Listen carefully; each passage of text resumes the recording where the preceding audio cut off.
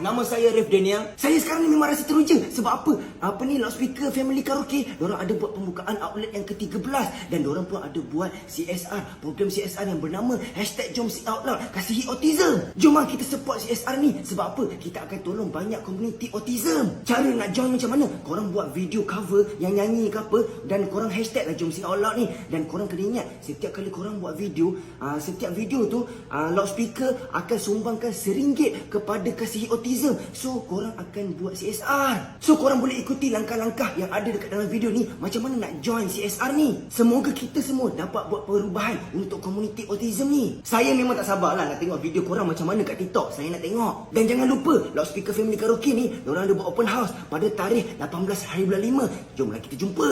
Nak dapat info lagi banyak tentang CSR ni, korang boleh pergi dekat social media Loudspeaker Family Karaoke. Diorang punya username Loudspeaker KTV. Jomlah kita jumpa.